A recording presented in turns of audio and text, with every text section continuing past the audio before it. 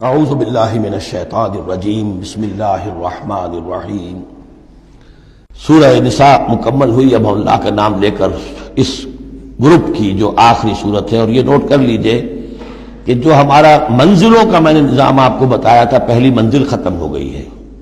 یہ سورہ مائدہ سے المنزل 2 یہ شروع ہو رہی ہے، المنزل 2 دوسری منزل شروع ہو گئی۔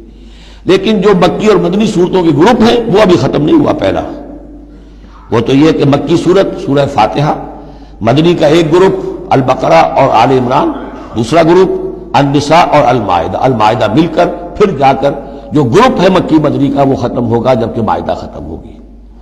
سورہ مائدہ کا بھی تقریباً اسلوب وہی ہے کہ جو سورہ نساء کا ہے، لیکن یہ کہ یہاں زیادہ جو زور ہے وہ اہل کتاب پر ہے۔ جیسا کہ میں نے آپ کو بتایا تھا کہ یہ جو گروپ ہے پہلا ان صورتوں کا، اس کے دو مضامین ہیں بنیادی۔ ایک شریعت اسلامی، شریعت اسلامی کا بلو پرنٹ، ابتدائی خاکہ جو ہے وہ سورہ بقرہ میں، تکمیلی احکام اب اس میں آئیں گے۔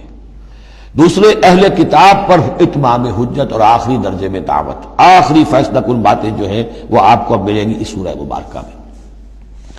بسم اللہ الرحمن الرحیم۔ یا ایھا الذین آمنوا اوفوا بالعقود۔ سورہ نساء شروع ہوئی تھی یا ایھا الناس سے، اے لوگو۔ یہاں بس فرق یہ ہے کہ یا ایھا الذین آمنوا، اہل ایمان، اپنے عہدوں کو، معاہدوں کو، قول و قرار کو پورا کیا کرو۔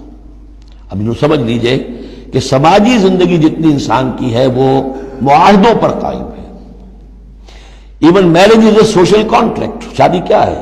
ایک معاہدہ ہے، ایک مرد ایک عورت کے مابین ساتھ رہنے کا، ساتھ زندگی گزارنے کا۔ اس کے کچھ حقوق ہیں، کچھ فرائض ہیں، بیوی کے حقوق، شوہر اور اس کے فرائض، اور شوہر کے حقوق اور اس کے فرائض، معاہدہ ہے۔ بڑے بڑے کاروبار جو ہیں وہ معاہدوں کی شکل میں ہوتے ہیں، تو معاہدہ ہے۔ اور بھی سوشل کانٹریکٹس ہے کہ جو ہمارے ہاں employer employee relationship is a contract, یا جو سیاسی نظام ہے، عہدے ہیں، مناصب ہیں، ان کی ذمہ داریاں ہیں، ان کے پریولیجز ہیں، یہ آپ کی ذمہ داریاں ہیں، یہ آپ کے اختیارات ہیں۔ تو ایک ہی شے اگر پوری ہو جائے، اوفوا بالعقود، جو بھی عقد ہو، عقد کہتے ہیں، گرہ کو عقدہ کہتے ہیں، عقدہ گرہ، عقد ہے کوئی چیز بند گئی، بس طے ہو گئی، فیصلہ ہو گیا، وہ عقود ہے۔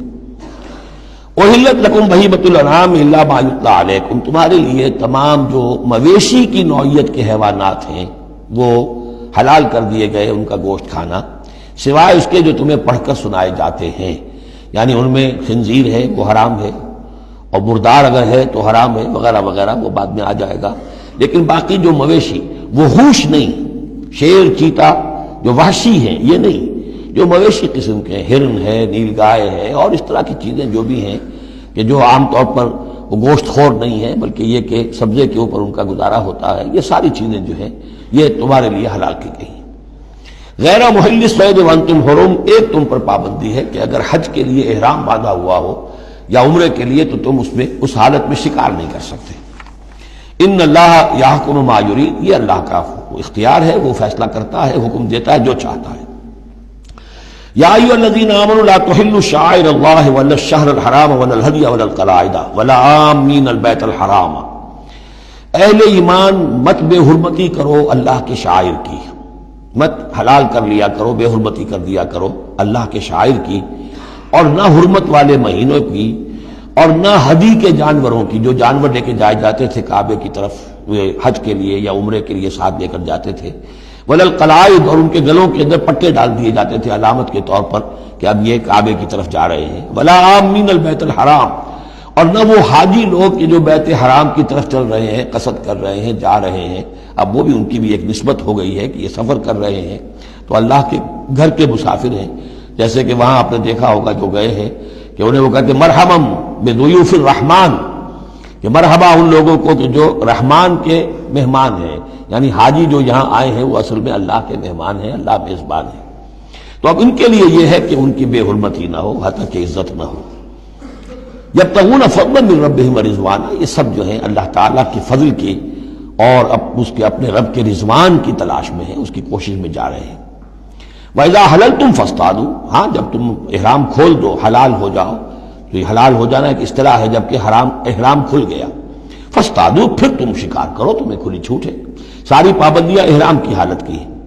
وَلَا يَجْرِمَنَّكُمْ شَنَآنُ قَوْمٍ أَن صَدُّوكُمْ عَنِ الْمَسْجِدِ الْحَرَامِ أَن تَعْتَدُوا، اور دیکھنا تمہیں آمادہ نہ کر دے کسی قوم کی دشمنی کہ انہوں نے تمہیں روکے رکھا تھا مسجد حرام سے کہ تم بھی زیادتی کرو، یعنی انہوں نے تمہیں روکے رکھا 7 برس تک 6 برس تک اور تمہیں یہاں قریب نہیں آنے دیا، اب ایسا نہ ہو کہ اس کے بدلے میں تم کو زیادتی کرو، زیادتی مت کرو۔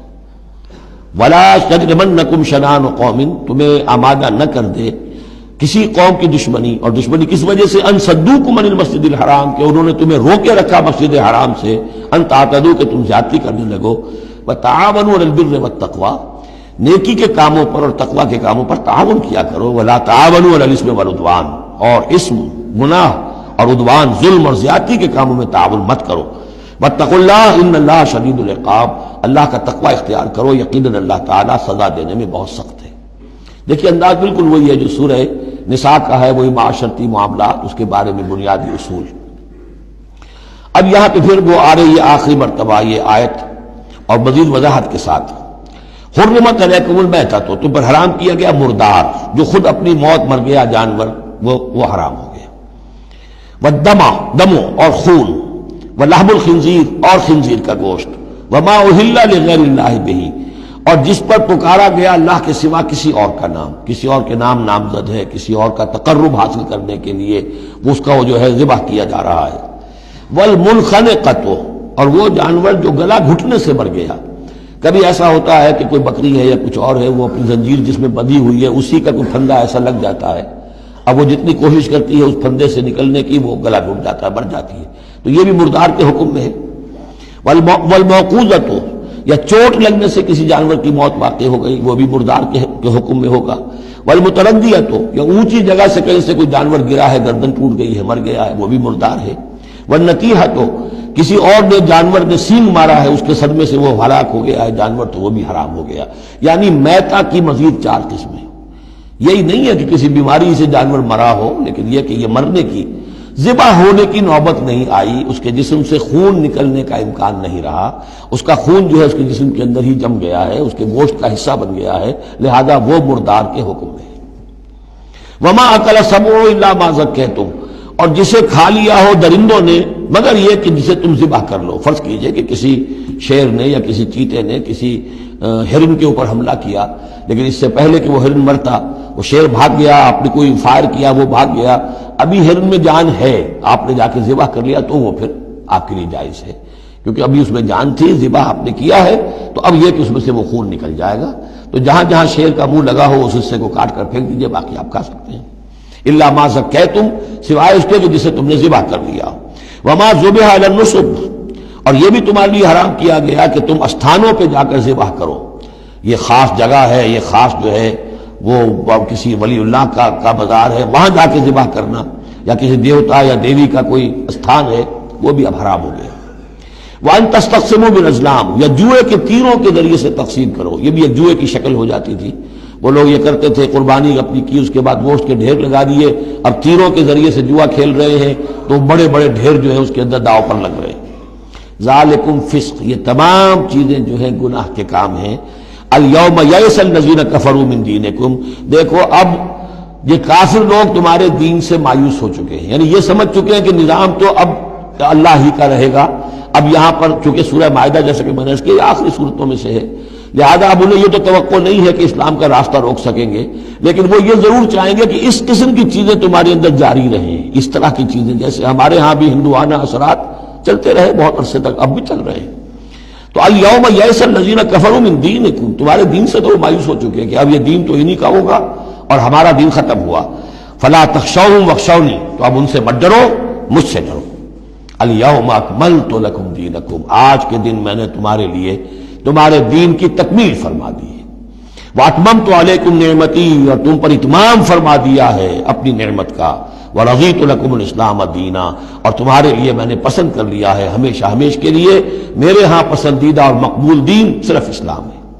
فمن اضطر فی مخمصۃ، اب یہ جو حکم دیا گیا تھا یہ چیزیں حرام ہیں، تو لیکن کوئی شخص اگر اضطرار میں آ جائے، شدید فاقہ ہے، بھوک ہے، جان نکل رہی ہے، غیر متجانف لاسم، اس میں گناہ کی طرف کوئی رجحان نہ ہو، کوئی شرارت دل کے اندر نہ ہو کہ میں نے واقعی یہ سور حرام ہے لیکن ذرا چکھ کے دیکھنا ہی آج تو کیسا ہے، نہیں، جان پر بنی ہوئی ہے لیکن اس قسم کا خیال کوئی نہ ہو۔ فإن اللہ غفور الرحیم، تو اللہ تعالیٰ غفور اور رحیم ہے۔ یسألونک ماذا أحل لهم، اے نبی آپ سے پوچھتے ہیں کہ ان کے لیے کیا کچھ حلال ہے۔ قل أحل لكم الطیبات، تمہارے لیے سب پاکیزہ چیزیں حلال کر دی گئی۔ وما علمتم من الجوارح مکلبین تعلمونہن مما علمکم اللہ، اور جو تم چھوڑتے ہو سدھاتے ہو شکاری جانوروں کو، جنہیں تم چھوڑتے ہو شکار کے لیے، انہیں تم نے سدھایا ہے سکھایا ہے اس میں سے کہ جو اللہ نے تمہیں سکھایا ہے۔ فَكُلُوا مِمَّا أَمْسَكْنَا عَلَيْكُمْ، تو اب وہ اگر جا کر آپ نے کتا چھوڑا ہے، اس نے خرگوش کو پکڑ لیا ہے یا کسی اور جانور کو، فَإِنْ أَمْسَكْنَا عَلَيْكُمْ، اگر انہوں نے روکے رکھا ہے تمہارے لیے اس شکار کو تو اس کو کھاؤ۔ وَاذْكُرُوا اسْمَ اللَّهِ عَلَيْهِ، اس پر اللہ کا نام لو۔ وَاتَّقُوا اللَّهَ، اور اللہ تعالیٰ کا تقوی اختیار کرو۔ إِنَّ اللَّهَ سَرِيعُ الْحِسَابِ، یقیناً اللہ تعالیٰ حساب لینے میں بہت جلدی کرتا ہے، یا حساب لینے میں اسے دیر نہیں لگتی۔ صدق اللہ العظیم۔